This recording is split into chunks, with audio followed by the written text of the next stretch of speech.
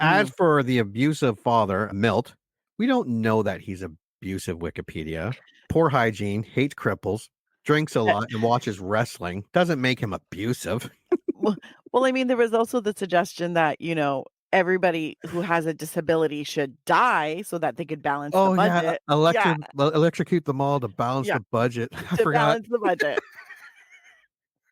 That's kind of mildly Nazi-esque, but I mean, I'm sure Yeah. he's a very nice man. Yeah. He's fun at parties. Lights, camera, and action. Welcome to the I Remember Liking That Movie podcast. Remember those childhood movies you loved? We're going to watch them again and find out if they're still as amazing as you remember. Let's get ready to join Anna and Jimmy as they go back and watch those movies you remember being oh so awesomely good. Horror movies that scared. Comedy movies that dared. Damn! And action movies so preposterously ludicrous that they defied the laws of common sense. Now, here's your hosts, Anna Santos and Jimmy Coates.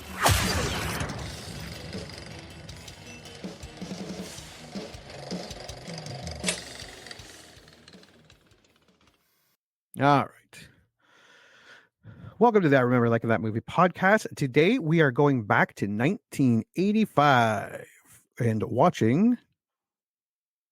Yay. Put it up in the corner there. Silver Bullet, starring Corey Haim, Gary Busey, some other people. There's someone else in this. You say his name Corey Haim? Is it Corey Feldman? Corey Haim. Corey Haim, that's right. Yeah. Oh, as a kid, I always said Ham too. And there, of course, it was always girls. They'd be like, Haim. Yeah, because the Coreys were so crush-worthy. Yeah. Yeah. As much as they were heartthrobs, the Coreys were a huge part of my childhood. Oh my God, yeah. Together, separate, they made a lot of, I don't know if I call them great movies, but impressionable movies. Very impressionable. Yeah. Yes. From like License to Drive to Meatballs 3 to Lost Boys. Yeah, Lost Boys. Lucas. Which I Lucas. loved. Goonies. Yeah, it's just ridiculous. Yeah. The amount of movies that they were in. All right. So, what do you remember about Silver Bullet? Almost nothing. I'm not even joking. This is so terrible to say. Okay, so I remember not much. I'm not even gonna lie to you. I know I've seen it. Don't remember anything. I've seen this movie a few times, especially back when I was a kid. Yeah. This would be for summers. I used to go to my grandparents in the city, and my uncles and that were down there. My uncle had a huge collection of movies. Like he had the HBOs and all that, so he would record movies. So he always had them.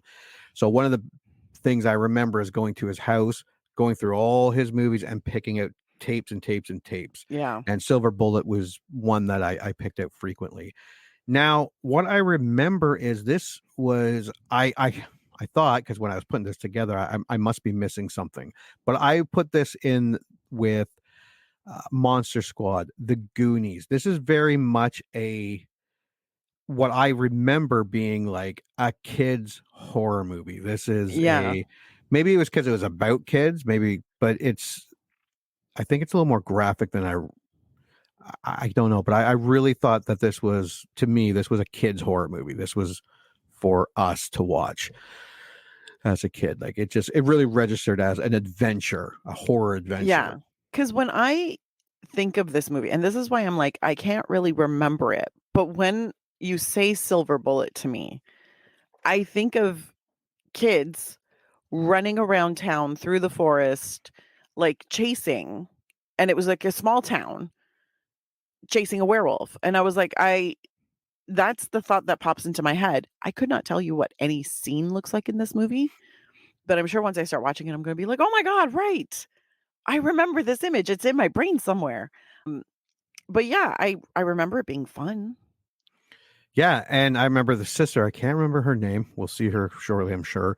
I remember that Corey Haim Mhm. is in a wheelchair, which made for some fairly intense scenes. Oh my god. Yes. Yeah, his uncle Gary Busey. I really do. As whack shit crazy as Gary Busey seems to be, I Yeah. love Gary Busey. Maybe because he's whack shit, but even as Maybe. a kid, like Buddy Holly, Predator 2, like I always Yeah. remember Gary Busey in some pretty good movies. Yeah, I do really remember liking this movie, and I'm a huge Stephen King fan. I did read this, but I think it was a shorter story in one of his more one of the books that has a Mhm. bunch of different stories in it. I never reread the story over and over or anything like that, but I did read it, but it was back when I was much younger, so I can't Yeah. really compare the two at all, and I hate doing that.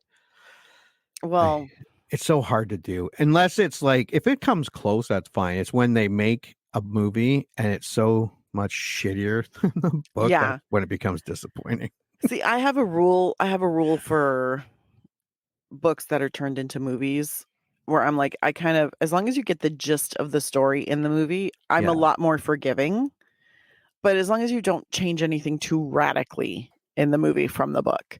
This is why I hate the Keira Knightley version of Pride and Prejudice, Mm. because I'm like, they changed too much to make it very individual. And I was like, no. To make it new, they ended up changing things that I was like, this is kind of fundamental. And you didn't need to change it because it makes no sense. But I mean, for me, most movies or most books are better as miniseries. Oh yeah, definitely. Yeah. Yeah. Tell me the whole story. All of it. Yeah. What did the Dark Tower. They just the movie butchered it. It was just Mhm. same character names and then really not a whole lot to do with the books. And that's when you're like, you didn't even try. Yeah. For those listening, Mike Flanagan, who's fantastic, does all those Netflix shows, the haunted house ones, Bly Mhm. Manor and all that. He's actually gone to Amazon Prime where he's going to be doing multiple seasons of The Gunslinger, The Dark Tower, Stephen King books over there. Oh, fantastic. Yeah. But Silver Bullet, let's take a look at the box office. October 11th, 1985, perfect, just before Halloween. Budget of $7 million. It opened in third place behind Commando. I love that movie. And Jagged Edge. Jagged Edge is that thriller movie. If you look it up, you'll because I'm like Jagged Edge, and then when I looked it up, Yeah. I'm like, oh, I would like to watch this. But it did open ahead of Remo Williams' The Adventure Begins. It had an opening weekend of $4 million and ended its run with a domestic total of $12.3 million. So it made its money back. And then you got to think with rentals and VHS sales and stuff like that. It probably Yeah. did okay. Nothing huge, but do I have Still, enough note here? No. it's pretty good though. Yeah, it's not bad. Yeah. Let's take a look at the tail of the tape. So that's a laser disc. Oh my God. We had one of those when I was a kid. We did not. And it was weird. We had the ones where halfway through it would stop and you'd have to put the thing in to catch it, bring it out, turn it around, put it back in. Just because they didn't have the technology to put it all on. And the laserdiscs were freaking huge. They're size of records. Yeah. So year of release, 1985, genre, horror, rating, R. Now that's when I was saying, I remember being like a kid. So I'm missing something or it was a little more gory than I thought. And it comes at a runtime at 1 hour and 35 minutes. Nice. These are some shorter movies. I'm feeling good about that. Yeah. Taglines. All right. It started in May in a small town. And every month after that, whenever the moon was full, it came back. That's a shitty tagline. Yeah. When darkness falls, terror rises. Perfect. Yep. Part human, part wolf, total terror. I like that. He makes evil an event. Perfect. So, other than the first one, some good taglines. Yeah. Those were some good taglines.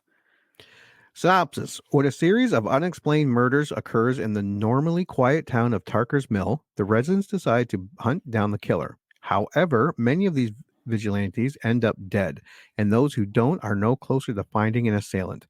But when a young wheelchair-using boy named Marty, Corey Haim, encounters a werewolf one night, the pieces begin to come together. I'm pretty sure it's solved. Along with his sister and Uncle Red, Gary Busey, Marty begins a mission to capture the werewolf once and for all. See, that's a great description. That is, yeah. Yeah. And for movies like this, I remember being a kid, you just need a werewolf on For the sure. front. That you didn't need to sell that one. Well, also And just the last line, Marty begins a mission to capture the werewolf once and for all. Boom, that's the movie. Let's watch that. yeah. Now here is the poster. Much different. And it has that it started in May in a small town, and every month after that, whenever the moon was full, it came back. So for those listening, it is a very black poster with a bit of a full moon behind some trees. You can only see really the outline of the tree in the forest, and there's some fog and light in the background. I actually like the poster. I don't like that tagline there, Yeah. but other than that, it's a lot creepier than you would think. Honestly, if you cropped it so that the words weren't in it, that would make Yeah. a great like print to hang. Yeah, I 'cause- would have that. and it has Stephen King's silver bullet, silver with the eye as an actual silver bullet, and then the Yeah. descriptions below. Yeah, I like the poster. I would hang that. Yeah, I would take that out.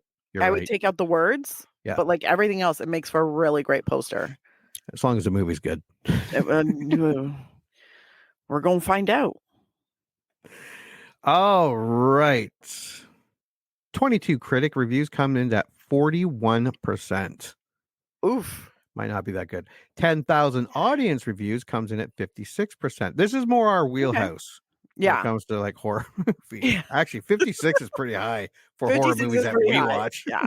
From the audience, yeah, that's pretty high. All right. Here are the positives, Beta, and Anna will start. Silver Bullet is fun rather than terrifying. Robert Martin's Starburst original score 7 out of 10. Interesting. Yeah. When I think of great horror films, when I think of great werewolf films, and when I think of great King film, I think of this. Felix Vasquez Jr. Film Threat. That was super positive. Fairly effective werewolf flick with medium production values. Ken Hankey, Mountain Express, original score 3 out of 5. Ken, you don't sound enthused. Yeah. The medium production values. Well, at least you didn't say shitty production values. Fairly effective werewolf flick. Yeah, fairly effective with some medium production values. Great. Bottom line, Silver Bullet delivers some fine set pieces and is, on balance, the best of the self-scripted Stephen King adaptations. Bill Chambers, Phil Freak Central, original score 3 out of 4. Yes, this is one that actually Stephen King wrote the screenplay for. To be fair, if you look at the list of the screenplays, it's not a high bar. Yeah. The ones he actually did, I liked them, but not because they were great. Screenwriting and novel writing and short story writing, very different art forms. Oh, yeah. Yeah. There are all sorts of sly satiric touches in the film. Roger Ebert, Chicago Sun-Times, original score 3 out of 4. Damn, he really liked that. Yeah, and like we said this before, Roger Ebert is known not to like horror movies, so Yeah. he found this one fun. Here are the rotten. This dreadful, borderline camping movie about a werewolf on the prowl in a sedate town is long on the gore and short on the logic. Rob Gonzalez, Rob's Movie Vault, original score C-. Wow, Rob. Gore and no logic. That's like most horror films. I was about to say. Nothing to howl about. Matt Brunson, Film Frenzy, original score 2 out of 4. A bad parody of the werewolf films that are set in small town middle America. Dennis Schwartz movie reviews, original score C+. Okay. A horror flick for young fans who aren't quite prepared for the really scary stuff. Scott Weinberg, DVDtalk.com, original score 2.5 out of 5. Interesting. They're not horrible reviews. No. They're not super insulting. Feels episodic and slight. Little more than a slasher movie in which the slasher is a lycanthrope. James Kendrick, Q Network Film Desk, original score 2 out of 4.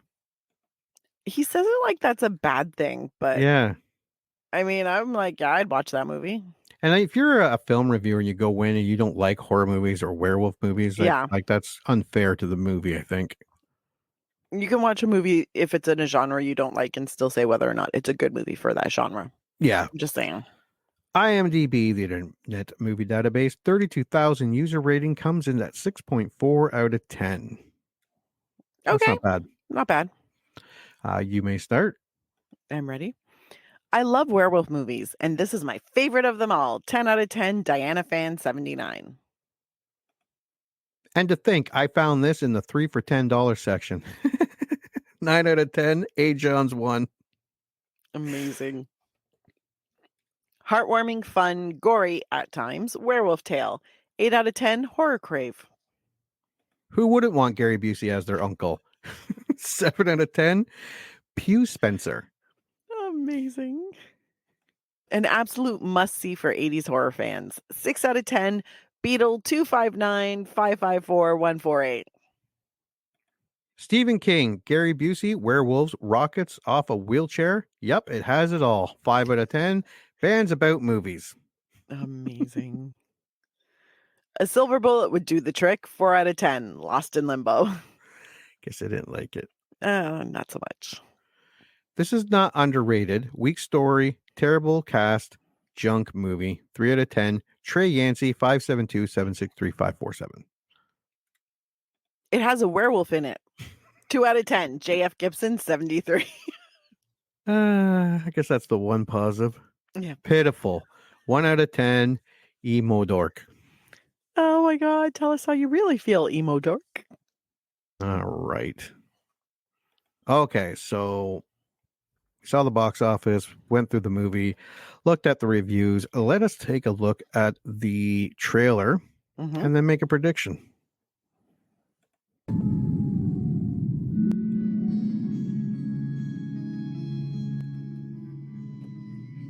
It began in May, and every month after that, whenever the moon was full, it happened again.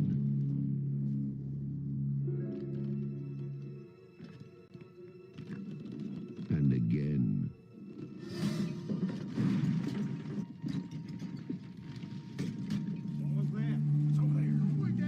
Nobody knew who or what was responsible. They only knew it had to be stopped. Now, from the master of mystery and suspense, Stephen King's Silver Bullet.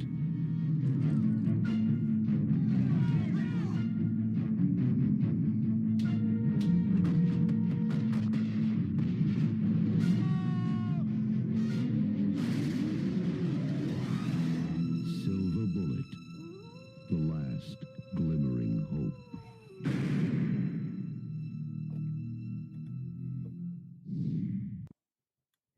Okay. I have a feeling, I think they were trying to really play the suspense when they really should have concentrated on Corey Haim and Gary Busey. And what is that girl's Megan name? Follows? Is it Megan Follows? Yeah. Good Canadian. Yeah, she's been in tons. Oh, yeah. She's been working pretty much her whole life. Well, she wasn't in Ginger Snaps, was she? I don't think so. Was she in like Anne of Green Gables or Anna Green Gables, she played Anne. that? Okay, that's where I know her from. Yeah. She's also been in a lot of stuff. She was in Winona Earp, Heartland. Oh, God, what was the other thing? Rain was a very popular show on the CW. She was in that. Yeah, no, she's done a lot. All right, what are your predictions for Silver Bullet? I think this is going to be so incredibly cheesy. And I'm here for it. Now let's hope it's cheesy in the best way possible. But I was watching that and I was like, damn, that's a lot of fog. Yeah, that was a lot of fog. That's a lot of fog. And usually when there's that much fog with a werewolf, you're going to roll your eyes at least a few times. So I'm ready for that. I'm ready to roll my eyes. I'm just hoping I laugh while I roll them. I'm hoping that it's like I said, I hope it's a lot like a kid adventure. Mm-hmm. They're trying to find this werewolf. And yeah. So I remember really liking this movie. So I have high hopes. Yes. It might not work out that way, but we'll see. All Well, right. we're gonna find out. All right. Well, we are going to go watch Silver Bullet. And when we come back, we are going to review it. You heard them. Movie time. Let's all go to the lobby and get ourselves a treat, and then watch a classic kick-ass movie from whenever the one we're about to watch was made.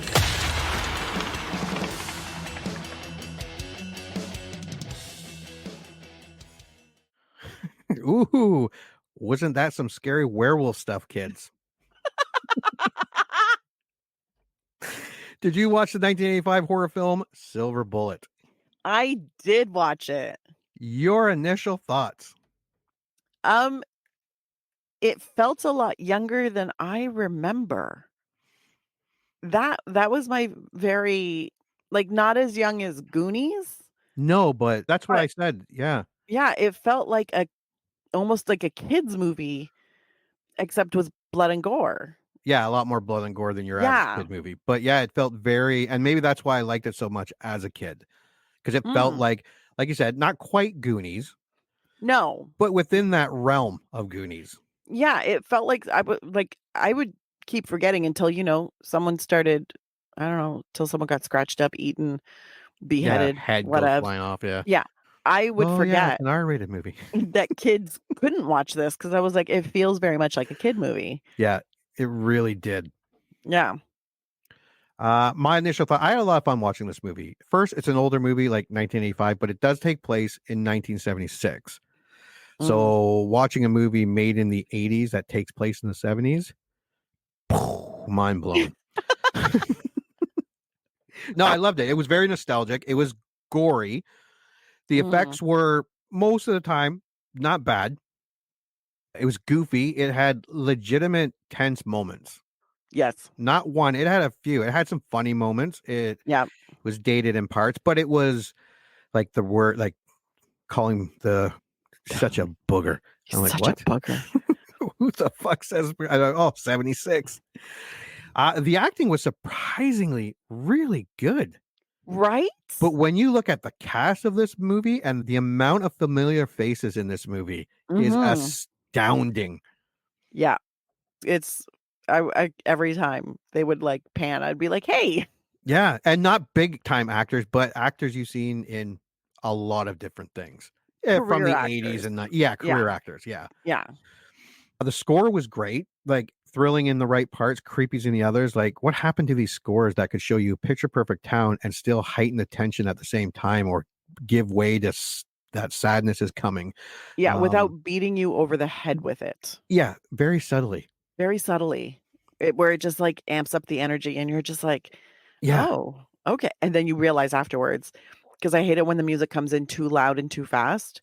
To and try too to make abruptly, it, yeah. To try and make you now you're supposed to be scared. Like, no, man, ease me into it. Yeah, this movie did that. This movie did a lot of things right. It is not a perfect movie by any stretch. God, no. But I had fun. Like the rocky relationship between Jane and her paraplegic younger brother. Yes. Yeah. So, all right. It was a great sibling relationship. Yeah. And I don't know if because it starts off with the narration where she says it all took place in the summer of 1976. So automatically, rather than go, oh, this is dated, you're almost automatically going, okay, this takes place in 1976. So what follows makes sense. Yes. You're not going, and it's weird how it kind of did that. You're not going, oh, look at that. Oh, look at that. You're told that this is 1976. So for me, it automatically helped. Well, actually, I love older movies anyways, but yeah. Well, so do I, but I also never lived through 1976. So no. Everything seemed appropriate for that time for me because I'm like, well, yeah, of course. Yeah. Because that's what happened in 1976. I love the fashion. Those pastel colors and pastel blues with yellow stripes and brown and so many color combinations. It was awesome. So many skirts going down below the knee. Oh yeah. Yeah. Yep. Yeah. I don't want to say a better time. No, it was not a better time because it was There were right around werewolves. that time. Well, there were werewolves. That was also the time when women were just getting the right to have a bank account in only their name In and the to be able to 70s? get mortgage. Yeah. To get Really? mortgages. Yeah. You had to have your father or your husband on any checking accounts, credit cards. The credit card couldn't be in your name if you were a Really? woman. Yeah. It had to be in a man's name. You could be on the account, but you couldn't have your own credit. It's that's funny. Like it's not. I get it. It's weird because you think now it just seems so alien. It's not that long ago. It's not that long ago. Like This really. Look, I think it was in 1974 was when women could start getting their own credit cards, which meant they could build credit, which then meant they would have a credit rating so they could get a mortgage. Like it's a whole ripple effect. But I was like, that's Funny 6 enough, years that's before I when was born. that's when all the countries started going severely in debt. That don't even make no sense. Women got credit cards and maxed out the credit card. The government doesn't pay for your credit card. No. Do you need to sit down for like financial literacy lessons? According to my I'm wife, I concerned. do. Some of my purchases, let's say, are not mature, according to her. Well, I Do mean, not reflect my age, according to her. I just recently bought a bunch of like miniature Care Bears, so I don't know if I'm the best to speak on this. I I'm the was worst. looking at tin things up because I just finished Big Bang Theory and I'm Yeah. watching now How I Met Your Mother. Yeah, I saw some tins with like Yeah. stuff on it. I was thinking about buying them, but I might have to wait till she's gone and sneak those purchases in. Okay. All right. So the relationship between Jane Coslaw and her paraplegic younger brother Marty changes after a series of murders in their small rural town of Tarker's Mill, Maine, starting in the spring of 1976.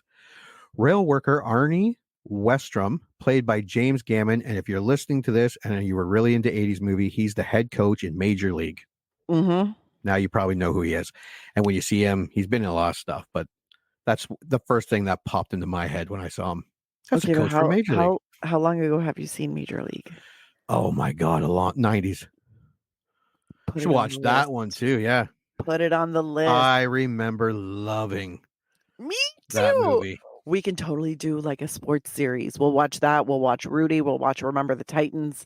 It'll be great. Did you ever watch Necessary Roughness with Scott Yes. Bakula? So long ago. So long ago. I remember loving that movie too. Oh God. Okay, yeah. Yeah, I gotta remember these movies. Yeah. Might not even have to make a list to pick things. I know. We'll just put this is it. We're making the list. So he's decapitated by an unseen attacker. Actually, we see that it is a werewolf. Yes. And props to the movie, they don't show everything, just like bits here, bits there. They don't. Very smart decision, especially back then when I don't know if they were worried about what it looked like. I think it was that whole Jaws thing where you don't see the whole monster till the end, just bits of it here and there. Well, it's scarier if you don't get the whole picture. Yes. If you only get bits and pieces, your mind is working hard to put it all together to make sense of it. I did like that. I also like it that we get a decapitation right off the bat and that it's just like named and nobody thought anything about it because he was the town drunk. He was the town drunk. I'm like, fantastic. Let's keep it going. Old Arnie. Pregnant Stella Randolph prepares to kill herself, but is brutally murdered in her own bedroom. An abusive father, Milt Strumfuller, is killed in his greenhouse. Okay, Wikipedia is just diving right in here. They're just going through all the deaths. So, okay, railroad worker Arnie's decapitated, but everyone knew he was a drinker. Yeah, so they figured it was just an accident. Yeah, because it was laying there right on the thing. It looks like a train came through, and I'm sure upon further investigation, it might reveal some claw marks, maybe the rip head off the body, not really consistent with a train severing. But, it's 76. It is what it is. I mean, and it's also a small town, so it's not like they have a corner. Yeah. They've got Mr. Fillmore from the funeral home. Right. Who looks at the body and goes, looks like suicide. Then we're at the town picnic, and Marty and his friend Brady get a snake, and they're playing with it, and then they scare the shit out of Jane, who rips her pantyhose. Which, by the way, was really hard to do in the 70s. Yeah, they look pretty sturdy. Yeah. Yeah, not like today's. Yeah, everything. That is one thing I can say about back in the day. Everything seemed to last longer. Oh, 100%. Now today, oh my God, I'm going through clothes and fucking it's Oh, yeah, horrible. it is. And then Brady throws a snake at her and she ends up jumping back into the puddle. Yep. Jane loses her shit. Her parents are like, your brother can't help it. He's a cripple. And if you think I'm being a smartass, that's basically what they say. It doesn't matter what Marty does. Like, Marty actually feels bad about it. Oh, yeah. He Gives her actually feels money. And bad. yeah. Yeah. So, but she's really upset. She complains to her parents, and her parents are like, "Oh, sweetie, Yeah. it's not that big of a deal. Calm down." Yeah. And she's like, "No, you always let him get away with everything. It's fine. It's fine. He's in a wheelchair. Yeah, like, shh, he's crippled. I think Marty He's got knows enough he's to crippled. deal with. Yeah. We're just gonna let him be an asshole to you." And then Jane overhears Stella telling a guy that she's pregnant and that it's his. And he's like, I don't think so. Stella's like, I can't go on without him, and starts popping those pills. The werewolf climbs up the trellis Yes. and attacks her. So it's not your traditional werewolf movie where this werewolf actually has some thought process. It is not a random attack, and that's No. the first time you notice it, and you're like, well, shit, that's Yeah. on purpose. Meanwhile, Grandma grabs her gun, but darn it, can't remember where she put the bullets. By the time she gets over, her daughter's ripped to shit. Yep. And now the town is starting to get worried. As for the abusive father, Milt, we don't know that he's abusive, Wikipedia. No, Does but he we know look he's an abusive? asshole. Sure. We know he's an asshole, and we know he's a bigot. Yeah. Yeah. But just so because we he's an we old know that. dude with poor hygiene, hates cripples, drinks a lot, and watches wrestling doesn't make him abusive. Well, I mean, there was also the suggestion that, everybody who has a disability should die so that they could balance the budget. Yeah. Electrocute them all to balance Yeah. the budget. I To forgot. balance the budget. That's kind of mildly Nazi-esque. But I mean, I'm sure he's a very nice man. Yeah. He's fun at parties. Yeah, Stephen King really checked off the stereotypical boxes for this guy. Whew. He was like, how horrible can we make someone without actually like screaming from the rooftops, this man is horrible? And then he put it all in this one character. So he sits down, cracks open a stubby. And if you're wondering what a stubby is, kids, it's a bottle type. And if you Google it, you'll ask yourself, why did we ever get rid of these? They are adorable. And I think Red Stripe still bottles in stubbies. Yeah, or they started redoing it in stubbies. And they started, because I think you can get Red Stripe in the stubby format. Because sometime in the 80s, they started going, I'm using quotation marks for people listening, aerodynamic and better grip of your beer would be the company line. Yeah. Which they made the bottle with more neck for less beer.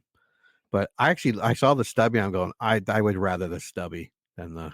Maybe that's the nostalgia. Yeah, but... No, every time I see a stubby, I'm like, I want to have a beer now. Yeah. Like, it just feels right. Yeah. Maybe that's because I grew up watching people drink beer out of stubbies. So Bob and Doug McKenzie. They had the stubbies.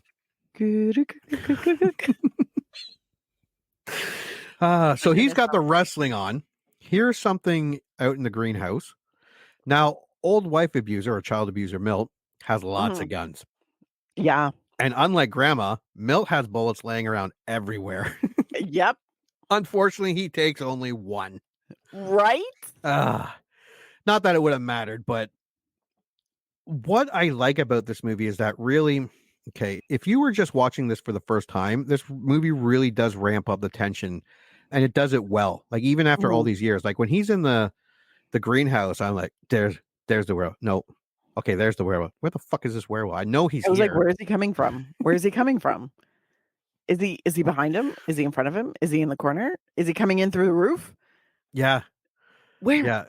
Even the car, I'm sorry, I'm jumping a little ahead, but the car and the wheelchair chase and the abandoned bridge there, like, and we'll get there, but like, the tension was really, really good in this movie. And sometimes less is more, sometimes less sucks, but the build up with the less here, I thought worked. You know what? It's a realistic, because sometimes when the action is too much or too extreme, it takes away some of the tension. Yeah. Because your brain subconsciously tells you, well, this could never happen. But when you see stuff that could actually really happen and the music is just right, and you're sitting there and you're like, well, shit, if I was in that position, and it's very possible that I could be if I had a souped up motorized wheelchair. Which we'll get to. Yeah. Then I would be just as tense, and I would be like, this is a very real feeling. So they Yeah. did that very well in this movie. But the wolf comes up through the floor and pulls him down, and old abusive Milt and one of the wooden floorboards splinters and impales him. Which was awesome. Yes. I enjoyed that death. Yeah. Unfortunately for Marty, Milt's daughter kind of has a crush on him, gives him that kiss before, and they move out of town after this. Actually, it looked like a few people started moving out of town. Marty's best friend, Brady Kincaid, is also killed. So Marty and Brady are flying kites. Jane comes around because Marty's late for dinner, and Jane's in trouble for not finding him quick enough. Apparently. Marty's like, hey, Brady, you coming? And Brady's like, nah, I'm going to fly my kite by myself until it gets dark with the serial killer apparently running around. Marty's like, okay, well, probably won't see you tomorrow. Poor Brady is then murdered, and we don't see this kill, but the sheriff is walking away from the gazebo holding the Brady's bloody kite. Yep, and praying. And yeah, it's giving that, it's just saying that line from the Bible over and over. No, he was praying Hail Mary. Oh, right. Yes. Okay. Yeah. The Catholic in me is very familiar with that in English and Portuguese. So I was like, is the sheriff Catholic? We pray to Mary all the time. Also, can we talk about how Marty climbed a tree? Yeah. By himself. Yeah, they don't really show him. They show him already up. No, they show him pull himself up. No, they show him pulling himself up. Great. And I was like, how strong is this kid? Because he's not supposed to have use of his legs. Although it does happen occasionally. Yeah. In the movie where you see him shift his own legs and shift his legs on their own. And I'm like, I know there was, because I actually looked for it. Well, because the first time it happened, I was like, did he just move his leg by itself? Yeah. I was like, isn't he supposed to be like paralyzed from the waist down? But I was like, odd. And then in another scene, like pretty soon after that, you see him moving his legs. And I was like, dude, you just moved your legs.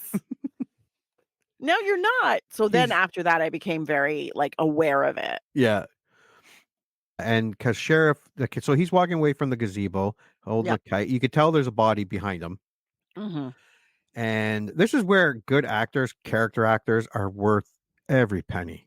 Because the sheriff, who is, oh crap, played by Terry O'Quinn. That's it. Fantastic. A very young Terry O'Quinn. Yeah, very young Terry O'Quinn. Very attractive. Yeah, and Brady's dad comes running over and they try to stop him. He goes to look at the body. And this is another great performance because you could tell by his look and the anguish in his face, it almost paints the horrifying picture without even seeing it. Yeah. So, and this is just the actors. The actors, if you had horrible actors in this movie would have sucked. Oh, 100%. Horribly. The fact that the acting was so good definitely made it very easy to watch. Yes. Very, very easy. Yeah. So I was like, oh, and you could feel it. You could feel when like stuff is getting heated. You could feel when the sheriff's walking away and just praying. I was like, oh, dude, that kid got messed up. Yeah. Like just from the way, I was like, oh, that kid must have been torn to shreds. I didn't need to see the body to have that affect me. No. So I was like, but even in the bar, when Andy, the gun shop owner, yes, was bitching about the sheriff, and I think it's Herb, it's the deputy. Yeah. Was telling that's enough. Like, it was just good acting. And it made that whole scene look. Everybody has an Andy, especially if you're in a small town. Yeah. It's that guy who thinks he can always do better than everybody else, that he's smarter than everybody else, that he knows how everybody should act. And they actually call him out in the bar a couple times. But sorry? They call him out a couple times. But apparently not paying your property taxes gets put in the newspaper in small towns. What? Awesome. That's my business. Don't be looking into that. But he's played by Bill Smitrovich. Also been in a ton of stuff. His face. It took me a hot second because that facial hair was legendary. Oh, awesome. Think about Just doing it myself. absolutely fucking stunning. So it took me a hot second, but I was like, I know your face. Yeah. But yeah, even him doing that, you know that blowhard. Everybody does. That guy who talks a good game, but you're like, God, you're gonna get yourself killed. Yeah. Because you know it. You know you're not trained for this, and you know but you can rile everybody up. I'm like, I love it when there's a character like that in a movie where they get everybody riled up and then it turns into a mob mentality, and you're just like, yeah, Yeah. good at it. Yeah. I wouldn't follow you because you're a moron, but I can see why other people would. Yeah. This is Frankenstein. This is him getting the Yes. townspeople all riled up and grabbing their pitchforks. And yeah, for an 80s B horror movie, I believe it balanced cheesy and realism just with the acting alone, very real. Like the actors really committed. I don't know if that's an old thing or because you don't. Well, there are a ton of great actors now and a lot of more realistic, but I was shocked to see it this realistic for a B horror movie. But I will say this for actors, especially for actors from the 80s and the 70s, you had more who were more dedicated to the craft. Yeah. They didn't care if they had small parts. Like, these are not actors who are getting jobs based on how many likes they have on social media. No. These are actors who are getting jobs because they're hitting up the auditions, they're doing the classes, they're giving good performances on the regular. This is why some actors will have, 200 acting credits. Yeah. It may just be guest spots in TV shows, but they're going to be rebooked. Yeah. More often than not. Because they're doing a good job because they want that next job. Yeah. Like nothing's being phoned in. Yeah. Even if it's a cheesy werewolf B horror movies from 1985, it's still a job they have, and that's what they got paid to do. Yeah, I agree. And they look at every job as like, no, you're hiring me to be this actor. I'm going to be this role. I'm going to be this role. Like this character is going to be. I'm going to give it my all, even if this is a cheesy B horror movie. We're going to deliver. Now everybody's like, well, I have to do product placement ad for my trailer before I can go on to set. Yeah. Get 2 million impressions. Yeah. Other actors are waiting there for 5 hours for the star or the whatever to show up. All right. After Brady's death, citizens from the vigilante justice group, although local sheriff Joe Holler attempts to stop the citizens, he relents after Brady's father, Herb, berates him. Oh, I got the names mixed up, did I? Oh. Okay, so the deputy is not named Herb. Herb is the name of the dad.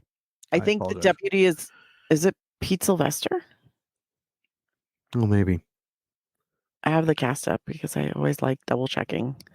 So Sheriff Joe is like, no, you can't do this, and then Brady's father is there and gives like, you want to talk about justice? My kid just got ripped off, and then, so got everyone riled up again. Reverend Lester Lowe fails to dissuade the townsfolk from causing further bloodshed. While the vigilante hunt for the killer in the nearby woods, 3 are attacked and killed. Okay, so they 3 are attacked and killed. Okay, so there's more than 3 people. Yes. And we saw this in the trailer and commented about the fog. The fog. And I don't care what the reason, I wouldn't be going out in the forest in that fog. There's no way. No. When the fog is that thick, you stay the fuck home. No, thank you. It doesn't matter where. Either ghosts are coming through there, werewolves, vampires. When the fog is that thick, you're gonna die. Stay the fuck home. Yeah, I'd be like, it's called a night. We'll go in the morning. They'd be like, well, it's your kid. I'm still not going in the fog. No, you know what? I have watched The Fog, the original and the remake. Multiple times, I have watched enough horror movies that I know the fog is no good. Okay. Yeah. Nothing good comes out of the fog. No. And again, when they hear the werewolf, they don't know it's a werewolf. That just says it's an animal of some kind. And they're like, it's over there. No, it's over there. And then Buddy gets them all to be quiet and he's looking around. And the fog is now at like their waist. Yeah. And he's like, it's here with us. Like it's underneath us. Under the fog. It's under the fog. Then one guy gets pulled under and pops out. Half his head is gone. Yeah, that was something else. I was always very surprised. I was like, damn. Also, the Peacemaker, the baseball bat. Oh, that was awesome. That was fun. I laughed at that point. That was good. and that's the Owen- cheesy, Yeah, right? Owen, the bar owner, is carrying his Peacemaker baseball bat because that's real helpful. Yeah. Everyone else has a gun. Everyone else has a gun. He's walking around with a baseball bat. God bless. Look, a baseball bat can be very handy. So he's walking, and then you see him with his arm come up, and he starts beating when he gets pulled down. The arm with the Peacemaker comes up, and he starts beating on the werewolf. And then once the Peacemaker goes back down to the fog, the werewolf's arm comes up with it, Holding and starts beating the bar owner. It was my favorite fucking point. I was like, God, that's awesome. I like that. Yeah, that was great. That was so good. And that's what I mean by this movie is cheesy in a few parts. Yeah, it does have some very cheesy moments. Yeah. And then they all run. Well, Andy, the gun store owner, he's the first to take off. And then they stand around, and then when Buddy pops up, and they all take off. Who else dies? The one guy that says it's under the fog, he's the first to get it. The Peacemaker gets it, but someone else got killed. Oh, I think the guy and the girl. The old guy with the glasses that wasn't afraid to go in, but he was terrified. And the lady. Yeah. Which usually women are smarter and they stay the fuck home. So I was like, girl, why are you there? Yeah.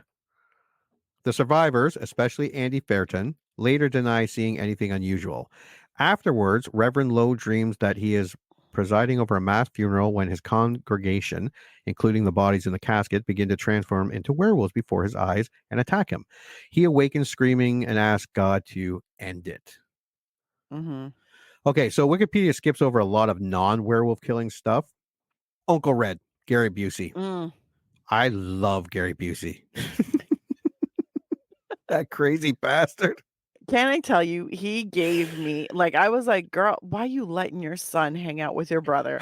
This man is swigging from a bottle of, I think it was Jim Beam. Yeah. And I was like, and telling dirty jokes to your kid. And just laughing. And Marty, the kid, Corey Haim, is laughing. Yeah. They're playing poker with baseball cards as currency. But it's like that one where the reviews where who wouldn't want an Uncle Red? I mean, if you're a kid. If you were a kid, maybe. But I was like, now that I'm older, I'm staring at him and I'm like, I would not let you near my kids. I can understand the moms. Yeah. I'm like, I get you, Ma. Yeah. As a kid, I probably was like, Uncle Red is so cool. Like, he's playing poker with him, just drinking and telling dirty jokes. Drinking, yeah. Makes him like motorized motorcycles or motorized wheelchairs. I'm like, fuck yeah. This is cool. But you can tell he really does love his nephew. Yes. Like He loves his nephew. But then it was so funny because afterwards I was like, okay, yeah, I can see the bond between the nephew and the uncle. Cool. I can see why the mom is upset with her brother. I'm like, makes a lot of sense. And then I'm like, Uncle Red doesn't interact at all with his niece. No, not until later. Not until much later. But there's not that same dynamic at all. There's no dynamic. But it's like almost like she's like, yeah, you're a moron. Kind of, yeah. I was like, either she's too smart for, but you don't even see her like walk through the room and be like, okay, good night, Uncle Red. Yeah. Nothing. It's so too bad they didn't put a little more into the family, because I enjoyed the brother and sister dynamic. I enjoyed the barbecues, Uncle Red, the mom and dad stuff. I did. I actually really liked it.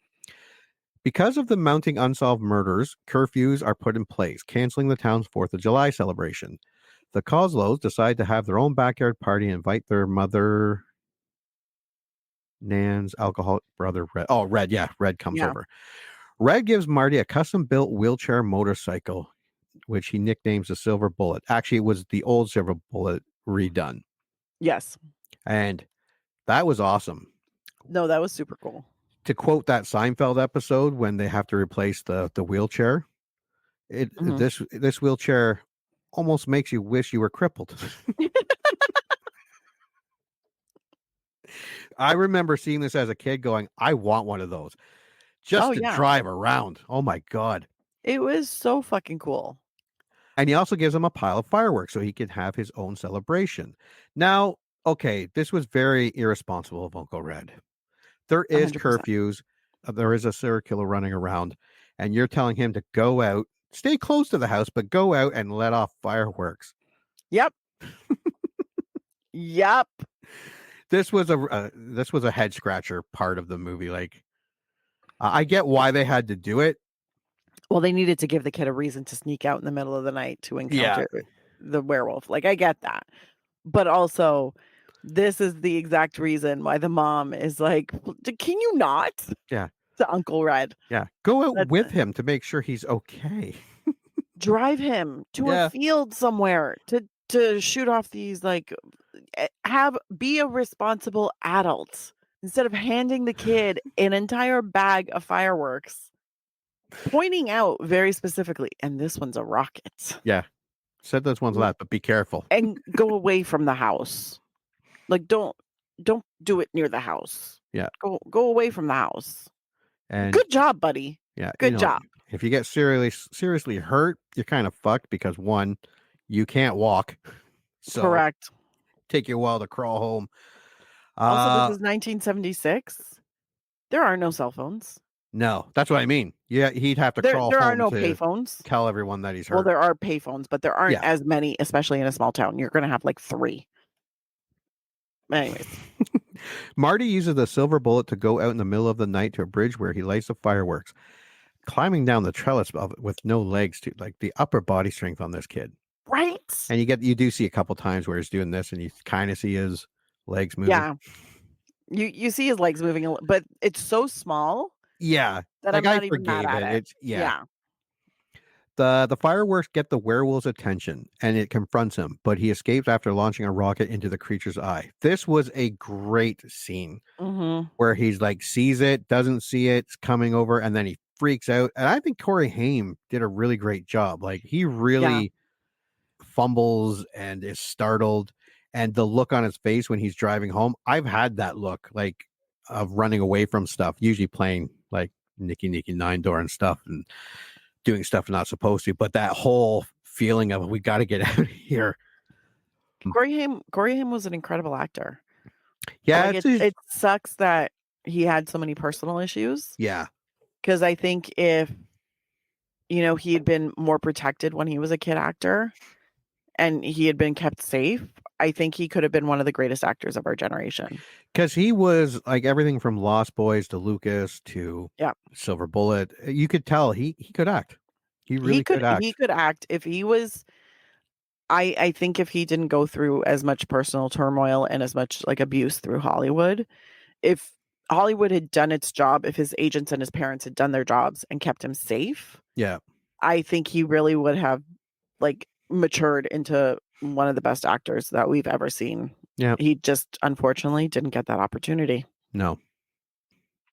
Marty enlists Jane's help to look for someone with a newly injured or missing eye. So the narration pops back up. I forgot all about it. What the fuck is that? Because we haven't heard from it in a while. Yeah. But she says kind of like, I believed him back then. I don't know why, but I believe everything he says is true. And I did and she went house to house looking for cans and bottles and looking for everybody to see if someone's missing an eye. And long and behold, she discovers that Reverend Lowe is missing his left eye. Now, I don't know if when I first watched this, if I got it was the Reverend from his dream. Yeah. Probably. I don't know. I didn't get it from the dream, but then I realized afterwards, and I think this is a testament to weirdly how well they did with this movie. It never fucking occurred to me that the priest or like knew about the werewolves when he had that dream. It was just an accepted fact for all of us that it was a werewolf who was going around killing. So you didn't realize that the priest never knew or wasn't supposed to know it was a werewolf. So then by the time you see the one-eyed thing, you're like, oh, right, that's why he had the dream, because he's the werewolf. Yeah. And but I was like, I just accepted it, where I was like, of course, everybody knows it's a werewolf. And the score did another great job. Didn't start playing the music. It waited till after you saw his eye, because really you're just watching it going, oh, just having a conversation. Yeah. And then you see him turn his head and he's got the bandage over his eye. Yeah. And that's when she goes in, she's all freaked out, drops off the bottles, sees the bat, Yes. and then he's right behind her, and he's like, I'll give you a ride home. And she's like, oh, I'm okay. No, all she keeps saying is, no, no, no. Then she just runs. And I was like, yes, girl, get it, just take off. But that entire scene of her pushing that cart, going into various businesses, looking at people in the eyes, and the way they shot it. So like the very first door, you see one eye. Yeah. And then the door opens to see a second. And then you hear the husband's voice. And then he pops around the corner and it's just his head that's coming over. And I was like, she goes into the businesses, and then like the men turning in the diner to look at her. Yeah. And stare at her in a really creepy way, by the way. Weird. But you start to feel that tension where she's like, she's looking and she's looking and she's looking. And it's a very uncomfortable situation for her. And then she starts to feel silly. And she's like, God, my brother's such a booger. But she calls him a different name as she's like crossing, because she's like, I've looked at every single fucking person in this town and they all have two eyes. They all got their eyes. I can't believe I got fucking suckered by my brother. And she then- just keeps walking. And then she finds out, and then she's like, well, fuck. Yeah. Uh-oh. Whoops. Realizing that no adult would believe his story, Marty begins sending anonymous notes to Reverend Lowe telling him that he knows who he is, what he is, and that he should commit suicide in order to stop killing. Lowe then tries to run Marty off. I don't want to spell check. Get off. Marty off the road with his car. When Marty is trapped under a clothes-covered bridge, Lowe, whose condition has fractured his sanity, tries to rationalize the murders he has committed as doing God's work. Yes, he says that he killed the woman at the beginning that was pregnant because if she committed suicide, she wouldn't go to heaven. So by killing her, she could be with God. I like this scene. Like when he was running out of gas, I'm like, every fucking time, dude. Every fucking time you leave it to the last minute to put your gas in your thing, because it happened a couple times. They establish it throughout the movie. So when it does happen, you don't roll your eyes. You're like, God damn it, kid. Have you not learned? Exactly. And then when he gets on the bridge and you're like, oh, maybe he'll drive by. And then the car comes up, stops, and then it walks out. The tension was very high. Yeah.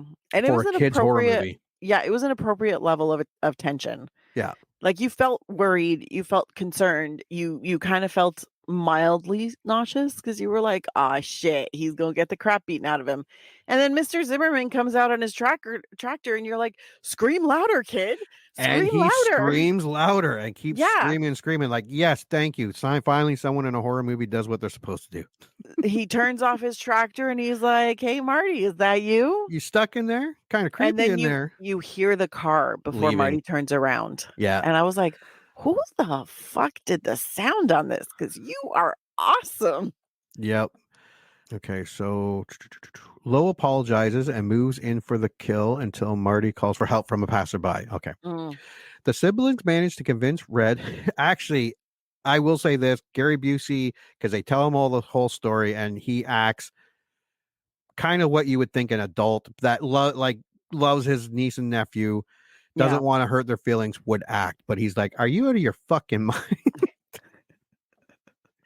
But they convinced Red that Lowe is connected to the murders and attempted to kill Marty. Red persuades Sheriff Haller to investigate. That night, Haller, still skeptical but desperate to find the killer, goes to Lowe's house and finds Lowe has locked himself in his garage to restrain himself from further killings.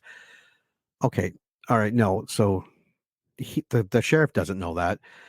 He finds the car, he finds the paint, the red paint, and actually Red found the blue paint on the wheelchair, silver bullet. So Haller goes in, sees the paint here, and then the Reverend pops out. I guess he was trying to lock himself so he wouldn't get out. But before Haller can arrest him, Lowe transforms and bludgeons Haller to death with a baseball bat. The baseball bat. The good old, the Peacemaker. The Peacemaker always makes an appearance. Now, I wouldn't say that the wolf effects were as good as, say, an American Werewolf in London, but they weren't bad. No, they weren't bad. They weren't spectacular by today's standards, obviously. Well, they probably CGI'd in today. CGI mostly for today, and then for the really close-up stuff, you get more realistic ones today than you did then. Yeah. That's just new materials, new techniques, and I mean, for what they had in 85, I was totally cool with it. Yes. Yeah. Yeah. And then they meet Red. They talk to Red again, and they're like, "Well, you talked to the sheriff. He said he was going to check it out." And lo and behold, he's gone. He's Nobody's disappeared. seen him. Nobody's seen him. So, knowing the werewolf is coming for them next, Marty and Jane convince Red to take Jane's silver cross and Marty's silver medallion to the gunsmith, who melts them down into a silver bullet.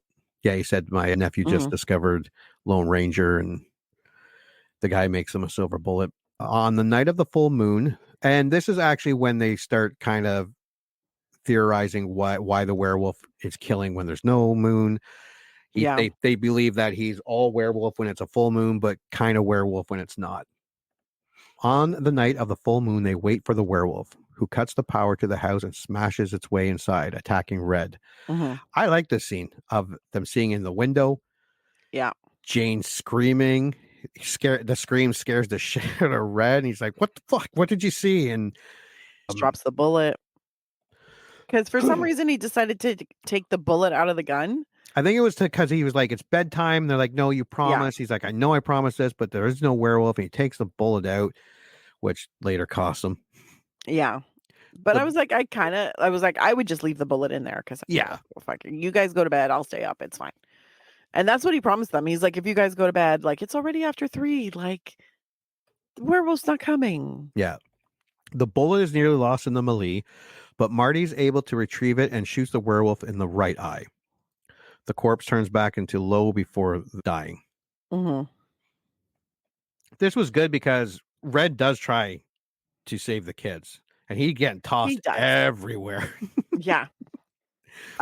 Janie even tries to help. She gets the gun. She gets the gun.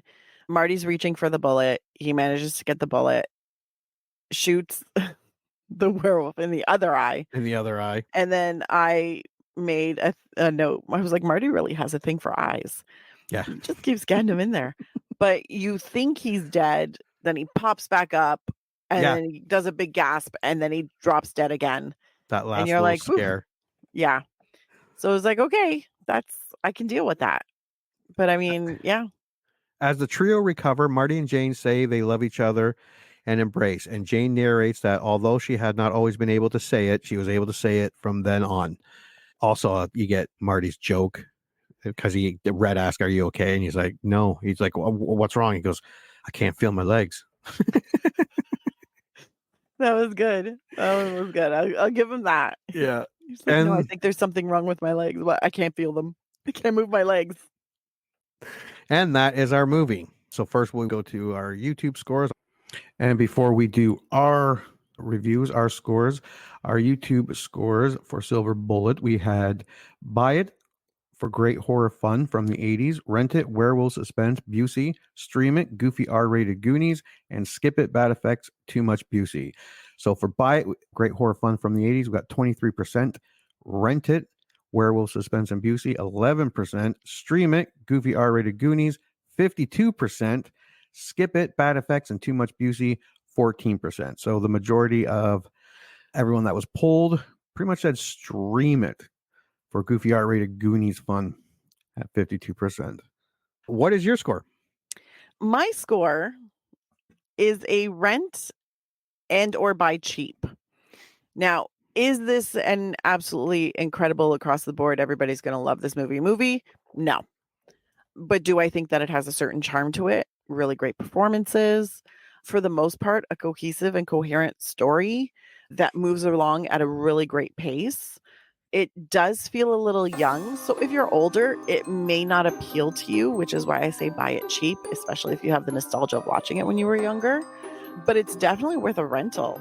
Like I rented it and I am not mad about that at all. I was like, yeah, that's a really good price to rent it. It was entertaining. It didn't feel old. You know how sometimes you watch movies that are older or like from the 70s or the 80s and it feels out of date? This didn't feel out of date. It had a great storytelling component, really great performances, and memorable actors doing an incredible job. So, I mean, definitely worth a rent or even a cheap buy. All right. Buy at a discount or rent. Mhm. All right. My score. This is what digging up an old DVD or going to the video store, a la On Demand now, and finding a childhood movie you remember liking is actually all about. Yes, sometimes they're disappointing, hugely disappointing, so disappointing. Sometimes they're okay, sometimes better than we remember. This was just fun. The opening narration states that it takes place in 1976, so automatically it freezes itself in time for me. And I think that's what you were kind of saying, where it doesn't feel out of Yeah, date. it doesn't feel outdated. No. Yeah. The acting for a B-horror movie was beyond good. Gary Busey was fantastic. Sheriff Joe, all the bar people, they were great. Even like the Reverend and Marty and Jane, they were not pretty good. They were good. For a B-horror movie, the acting was fantastic. The Reverend fighting between wanting it to end, finding the excuses for the killing was good. I could have actually used a bit more Marty and Jane and hunting for the werewolf. Like, it felt like a kid's horror movie. I wish they kind of would have ran with that. It's not a perfect movie, but even for an R-rated horror, this is a great introduction to classic horror movies for older kids. Yeah. Younger kids, it's still fun, but there are quite a few scenes that are very gory.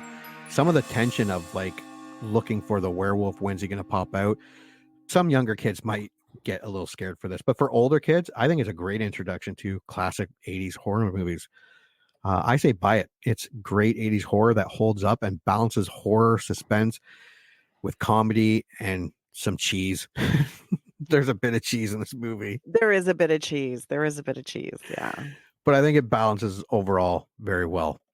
Yeah. It's a very enjoyable movie. Yeah, I didn't think I thought I was gonna like it. I didn't think I was going to like it as much as I did. I thought it was going to be a lot cheesier, and I Yeah. thought the nostalgia was going to be a bigger part in it. But I found I didn't need the nostalgia No. because I felt it was a great leap. It was well paced. It had good storytelling. The majority of the performances were super great. Is it a little? It's still a B horror movie. Like Oh yeah, let's absolutely. put that into perspective. But it was very entertaining. And it was fun, and I could totally see maybe a more mature 12-year-old, 13-year-old. This is definitely probably one of the first horror movies I'd show them. Because Oh yeah. it's got the gore, but it's still kind of fun, kind of young. You wouldn't feel bad showing it to them. Like, you wouldn't sit there going, "I'm gonna give your ass nightmares if you watch this movie." But so, I mean, it was a fun movie. It was a good watch. I didn't think I would like it as much as I did. This could be like a good Halloween one to Oh, break out yeah. one, because my older kids, not my younger ones, but the older kids, absolutely. And the director Daniel Addis Mhm. has directed like everything from The Walking Dead to Raising Hope, True Blood, It's Always Sunny in Philadelphia, Ray Donovan, just Lost, Big Love, The OC, Buffy the Vampire Slayer, Vampire Slayer, Party of Five. I think he did a ton of Northern Exposure. What's that one that you like? 90210. I love 90210. Yeah, he did 20 episodes of 90210. He didn't do a lot of movies. He did a few after this, and then really got into TV, like a lot, and like really good TV. Deadwood, Heroes, The Wire. Ooh, The Wire. That's a good Oh, one. he did 3 episodes of Melrose Place. Yeah, like he's really done a lot of TV. Yeah. Good TV. But yeah, no, this was fun. I really like this. All You right, know what? Sometimes when it comes to movies like this, it doesn't have to be brilliant. No. It just has to be good. Yeah, just good. Does it have to Just be good. Academy Award? Doesn't mean good. Yeah. It just has to be. I don't need something that's going to be, complicated and detailed, and I'm like, I want to be entertained. And Yeah, this just is have fun definitely watching it. entertaining. Yeah. Very entertaining. Yeah, I was not looking at the time at all in this movie. No, it actually went pretty quick. I was like, Yeah. oh. It could have been a little long. Like I really, you almost wish there were a couple more friends looking for the werewolf, or at least the brother and sister, because I really enjoyed that part. Yeah. Yeah. You know what? My brother called me and he convinced me of this. Show me a scene of him, being like, just help me out with this, like a Yeah. little bit of begging. We got the voiceover, which was great. And it was nice. It also the voiceovers, because sometimes voiceovers annoy me because I'm like, you could just show me this. But sometimes voiceovers like this, because they're telling the story of something that happened in the past. Yeah. It feels right. It's a reminiscence. So I was like, oh, I like the narration. Keep telling me more. This is good. Well, thank you for joining us and going back to 1985 and taking a look at Silver Bullet. We hope you go and watch it because it was pretty good. Yeah.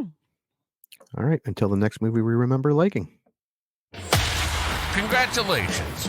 You just had one of your childhood movie memories vindicated. Or they just eviscerated it. I don't know. This is a generic one-size-fits-all type of ending to the podcast. So thank you for listening, and please join Anna and Jimmy next time for another episode of the I Remember Liking That Movie podcast. If you dare to go back and watch that movie you remember liking,